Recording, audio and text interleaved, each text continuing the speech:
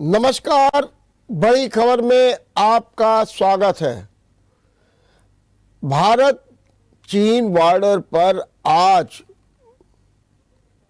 भारत के विमान, helicopters, tank सब इतना गरजे, इतना दहाड़े कि चीन सहम गया और इसकी आवाज बीजिंग तक गूंजी है। बीजिंग तक चीन समझ गया कि भारत की क्या शक्ति है। 9 दिसंबर को तवांग में झड़प हुई और उसके बाद हमारी वायुसेना ने 15 और 16 दिसंबर को चीन के बॉर्डर पर युद्धाभ्यास का फैसला कर लिया, ऐलान कर लिया। हालांकि लोगों का कहना है इसकी तैयारी पहले हो चुकी थी, लेकिन ऐसे मौके पर युद्धाभ्यास माने रखता है और यह दर्शाता है कि हम किस तरीके से तैयार हैं। वही हुआ। युद्धाभ्यास में हमारे फाइटर जेट, हेलीकॉप्टर्स, अपाचे सब एक साथ उड़े, गूंजे, दहाड़े और गरजे और ये एहसास करा दिया खास तौर से चीन को, कमजोर मत समझना। हम हर तरह से सक्षम हैं। हम हर चीज का मुकाबला करना जानते हैं, लेकिन सच बात तो ये है कि हम शांति के प्रतीक हैं और हमारे विमानों ने ये सिद्ध कर दिया, ये प्रमाणित कर दिया कि अगर जरा भी प्रतिकूल आंखें दिखाई दी तो हम उसका मुंह तोड़ जवाब देने के लिए बिल्कुल तत्पर हैं। ठीक उसी तरीके से जैसे हमने गलवान में किया, जैसे हमने तवांगे में किया, वैसे ही हम पूरी तरीके से तैयार हैं। आज के युद्धाभ्यास का एक बहुत बड़ा मैसेज चीन को मिला है और हमने पूरी तरीके से बॉर्डर पर अपनी तैयारी कर रखी है।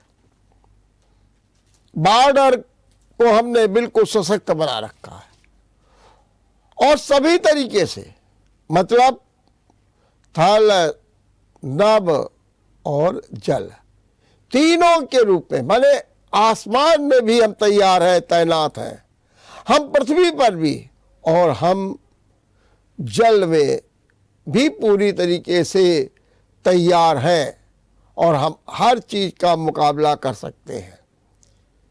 और ये हमें अपनी सेना पर भरोसा भी है।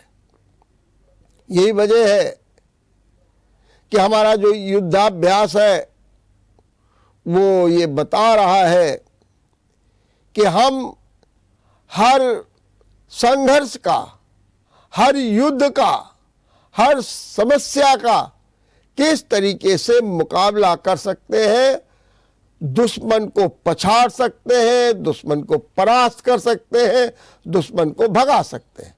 माने दुश्मन जिस आवाज में होगा हम उसी आवाज में उसको जवाब दे देंगे। कूटनीति तो कूटनीति, फ्लैग मीटिंग तो फ्लैग मीटिंग, डंडा तो डंडा, धक्का मुक्की तो धक्का मुक्की, सब कुछ। और अगर उससे आगे बढ़ कर के भी कोई बात है तो हम उसके लिए भी तैयार हैं। भारत बार बार ये बता भी रहा है, हम 1962 वाले भारत नहीं रह गए हैं। हमने अपने को बहुत सक्षम बना लिया है, हमने अपना आधार बड़ा मजबूत कर लिया है। और यही कारण है कि जहां हम सीमा पर मोर्चा संभाल करके आगाह कर रहे हैं, चेता रहे हैं, सजग कर रहे हैं, सतर्क कर रहे हैं, वहीं दूसरी ओर हमारे देश में भी इस मामले को लेकर के सियासत बहुत गरमाई हुई है। और उसका प्रतिफल क्या है? आज भी संसद में हंगामा हुआ, राज्यसभा में विपक्ष ने वॉकआउट किया, सदन की कार्रवाई को स्थगित किया गया, क्योंकि विपक्ष केवल एक ही बात कह रहा है, विस्तृत चर्चा करो, असलियत बताओ। बल्कि सच बात तो ये कि हमारे कुछ नेताओं के ऐसे बयान आते हैं जो कहीं ना कहीं हमें चिंतित भी करते हैं। हमारे पार्लियामेंट के मेंबर है ओवैसी, कह रहे हैं कि बड़े हालात खराब हैं, बड़े गंभीर हालात हैं बॉर्डर पर, और वहां पर सबको ले जाकर के मौके पर दिखाया जाना चाहिए, ये बात कर रहे हैं।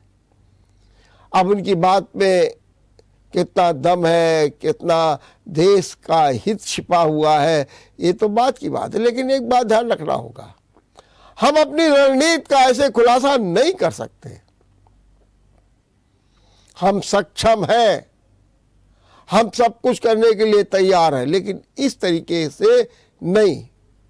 तो कांग्रेस, विपक्ष के अन्य दल सभी बराबर सरकार पर दबाव डाल रहे हैं और कह रहे हैं कि विस्तृत चर्चा करो, लेकिन बहुत से ऐसे रणनीतिक कारण भी होते हैं जिनके कारण उनका ब्यौरा देना भी ठीक नहीं होता।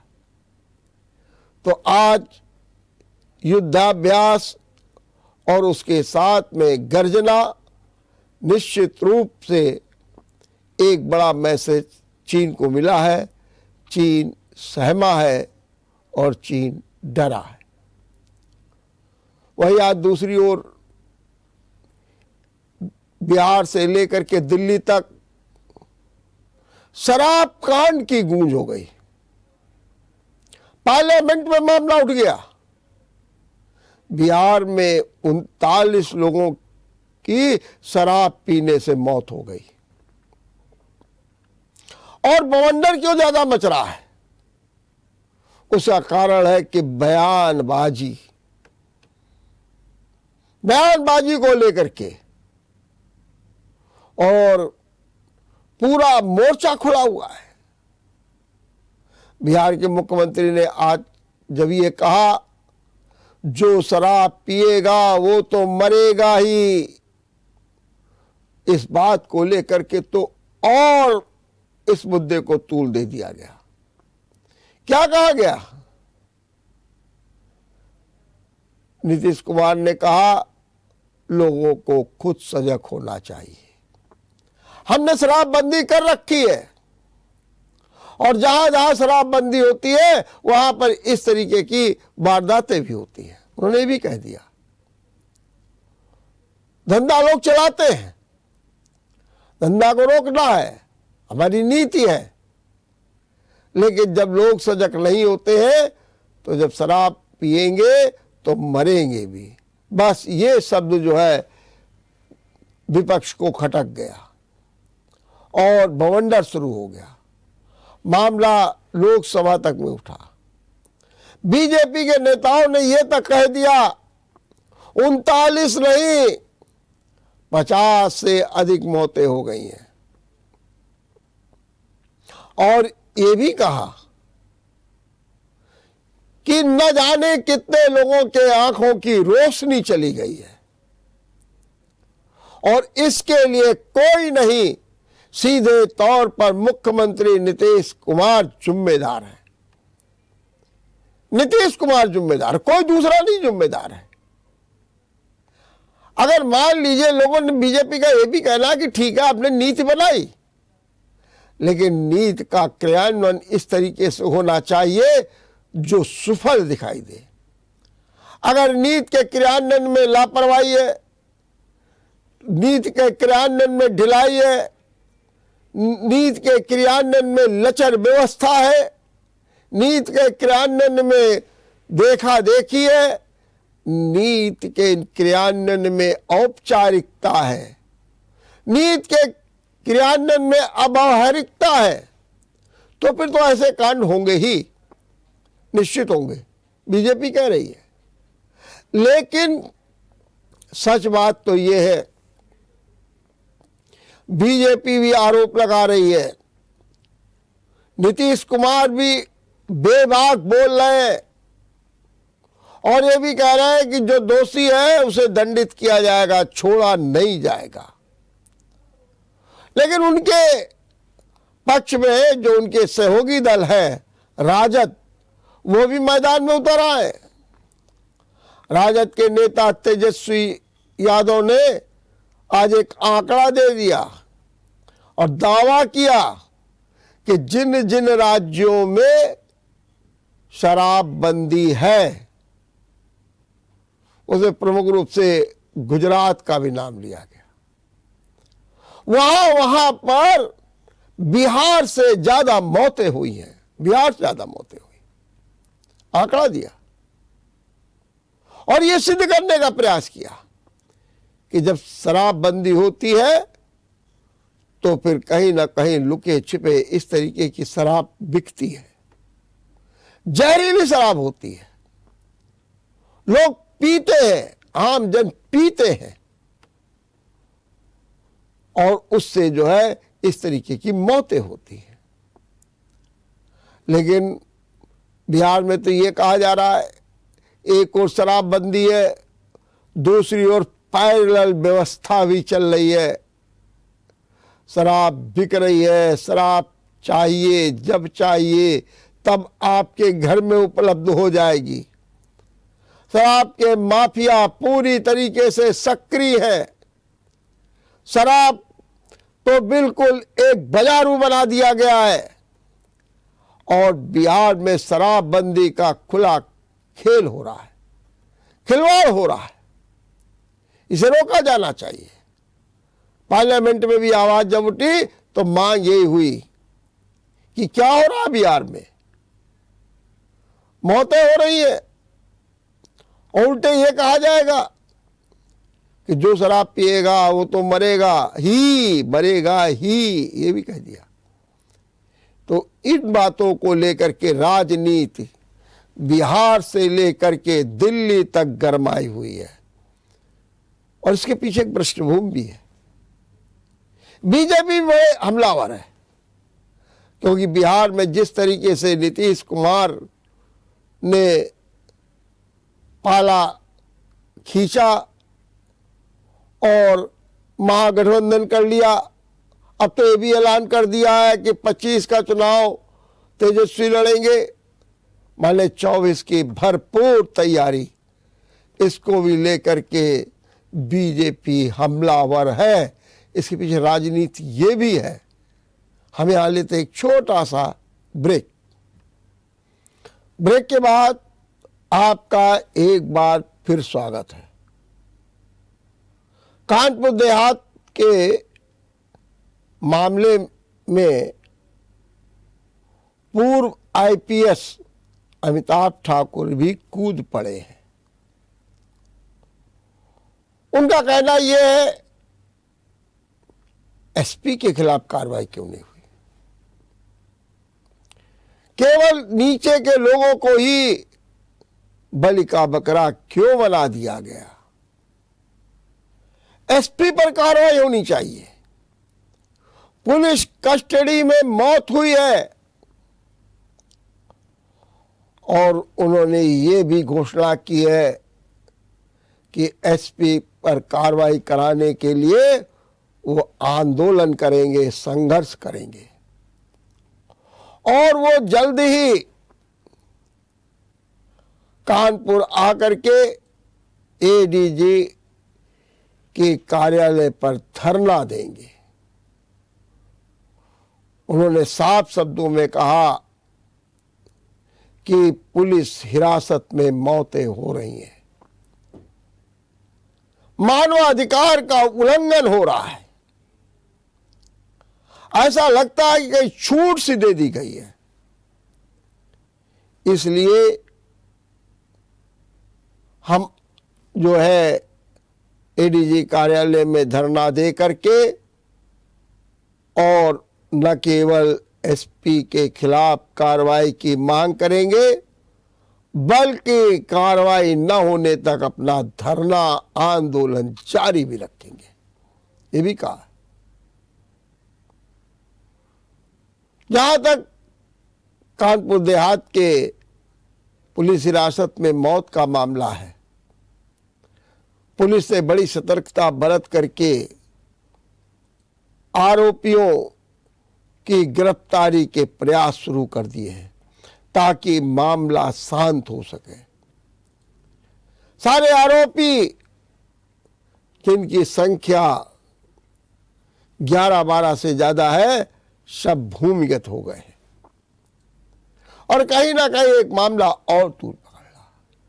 कहते व्यापारी था, वो बलवंत व्यापारी था, व्यापारी की मौत है, इसीलिए व्यापार मंडल ने भी इस मुद्दे को उठाया, मांग की है कि कार्रवाई की जाए। बहरहाल वहां राजनीति भी कुछ सक्रिय हो गई है। सच बात तो यह है कि जब राजनीति सक्रिय हो जाती है तो मुख्य मुद्दा किनारे हो जाता है, लेकिन है अपना देश है तो राजनीति तो होगी, तो राजनीति हो रही है। बहरहाल मामला अभी भी सुलग रहा है, शांत पूरी तरीके से नहीं हुआ है। आज अपने देश में एक खबर और आई है, हालांकि ये खबर राज्यसभा से आई है। महिला कल्याण मंत्री स्मृति ईरानी के हवाले से आई है, और खबर ये है कि अब लोग अपने जरूरत को पूरा करने के लिए जो गोद लेते हैं बच्चों को, उनमें अब लड़कियों की संख्या ज्यादा हो रही है।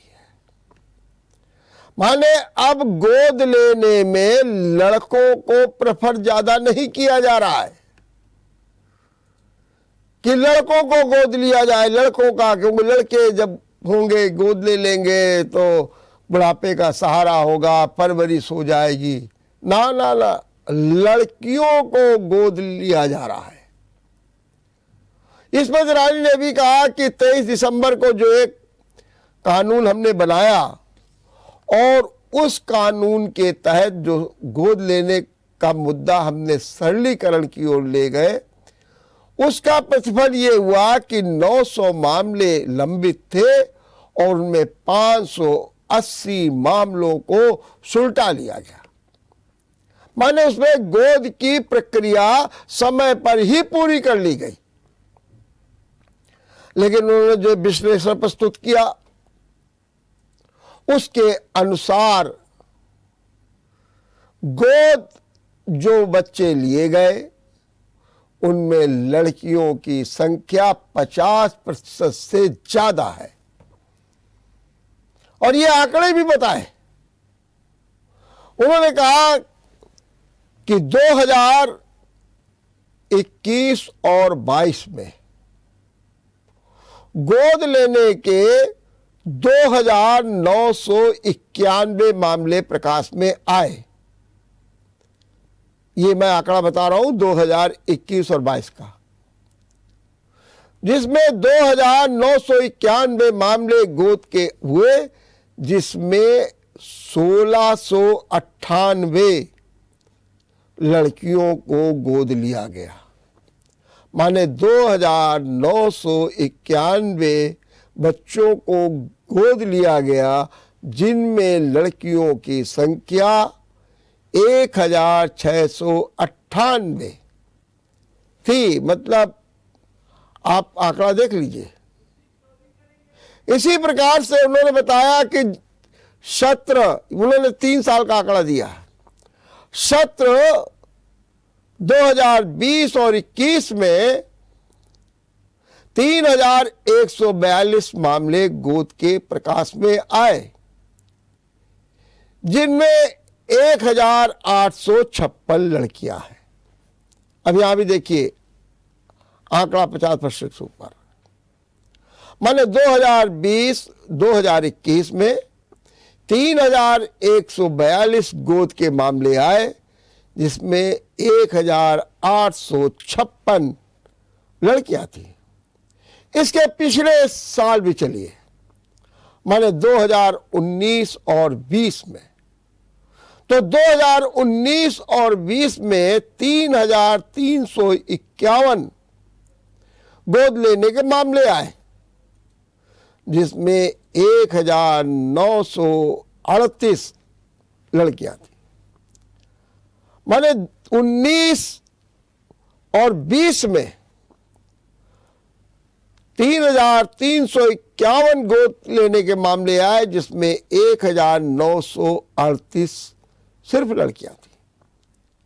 माने सीधा सीधा आप इसका व्यापक विश्लेषण करिए, अब लड़कियों और लड़कों में कोई भेद नहीं रह गया।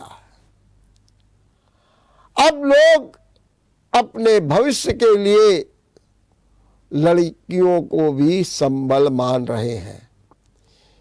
यही कारण है और लड़कियों को गोद लेने की प्रथा बढ़ रही है। लोग विश्वास कर रहे हैं, लड़कियों पर ज्यादा भरोसा कर रहे हैं। ये भी एक शुभ संकेत है। देखते रहिए बड़ी खबर। नमस्कार।